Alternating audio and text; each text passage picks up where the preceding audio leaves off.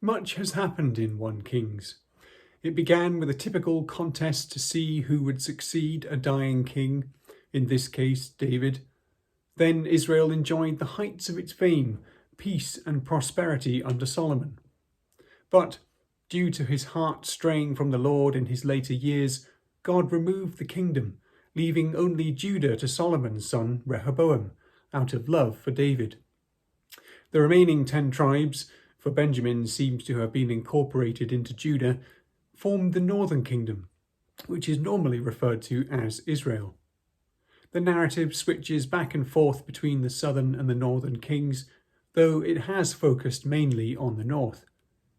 2 dynasties are formed. The first one begins in chapter 16, that of the house of Omri, which takes us into 2 kings.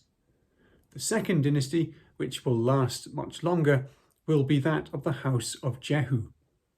Near the end of chapter 16, Omri's son Ahab succeeds him, and 6 and a bit chapters are given over to his reign, though much space is given to Elijah within it. This was obviously a deeply significant period for the history of Israel. Chapter 21 provides the story which seals Ahab's doom, and chapter 22 duly narrates that doom.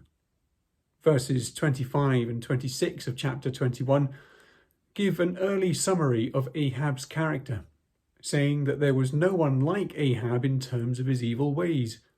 But as we have seen, Ahab's conscience does, on occasion, point Godward. Indeed, the fact that he respects Naboth's refusal is to his credit, showing that the monarchy does not uproot God's mandated provision for all of his people. Not only is the land provision, it is also, as Naboth points out, a responsibility, for if Naboth sells it for a few gold coins and has a jolly old time, what will his family inherit after him? And above all that, this land was given as part of the covenant between God and Israel. This is why Naboth reacts the way he does in verse 3. He is very much doing what is right. Jezebel is not an Israelite, however. One commentator wonders if she even knew about these laws, but I think it is pretty obvious they would have meant nothing to her if she did.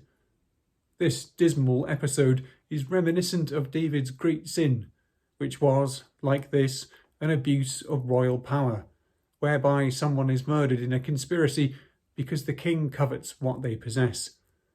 And likewise, in the aftermath, a prophet is dispatched by the Lord to render his verdict.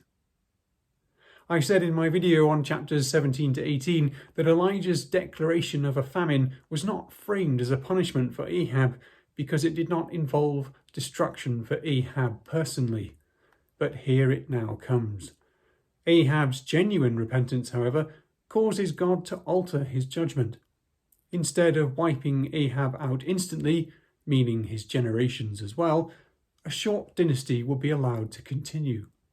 Nevertheless, they will all die, and dogs will indeed lick up Ahab's blood. This punishment on the successive generations also reflects God's self-declaration to Moses in Exodus 34.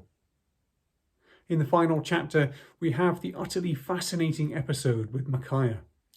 There is a tradition which the medieval Jewish commentator Rashi knew, that no 2 prophets prophesy with the exact same expression.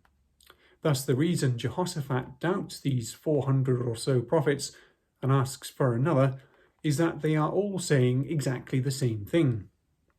It is noteworthy as well that it is Jehoshaphat in verse 5 who suggests inquiring of the Lord before the battle. But whether that tradition has any truth to it, Ahab is forced to consult a prophet whom he knows will give him the real news, Micaiah ben Imlah. Jehoshaphat shows his sensitivity and respect as he recoils at Ahab's attitude to a prophet of the Lord in verse 8. Micaiah assures Ahab of victory, though Rashi notes that he does not speak in the name of the Lord. Ahab abjures him to do so, and Micaiah responds with a parable presented as a vision. It quite clearly shows that Ahab will die, as the sheep will return in peace without their master. This elicits grumbling from Ahab, and now Micaiah speaks in the name of the Lord. He reports a vision of the divine court where the enthroned king is looking for a volunteer for a mission.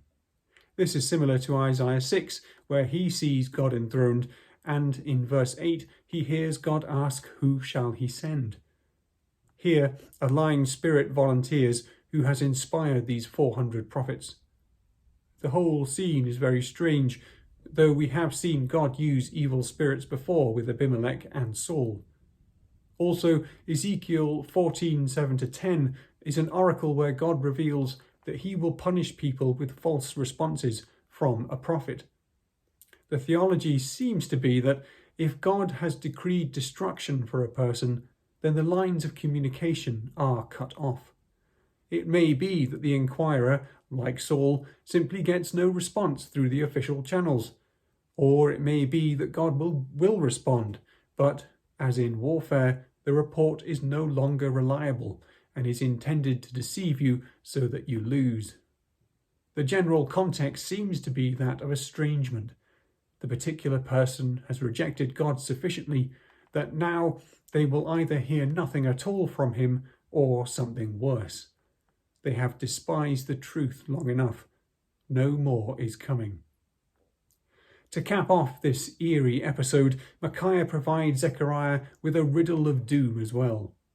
We never get to find out what happened, but I presume that when Zechariah heard what happened to Ahab, he must have known Micaiah's word would not fail in his own life either. So ends Ahab. The stray arrow which hits between the plates of armour makes plain the hand of judgment. His blood is indeed licked up, and even prostitutes bathe in it. If this has come true, the death of his children is secured. The reference to being eaten by dogs or birds in Elijah's oracle implies that they will be unburied, and so Ahab's house will die in violence and disgrace. Sure enough, the book ends on the note that his son's sin angered the Lord.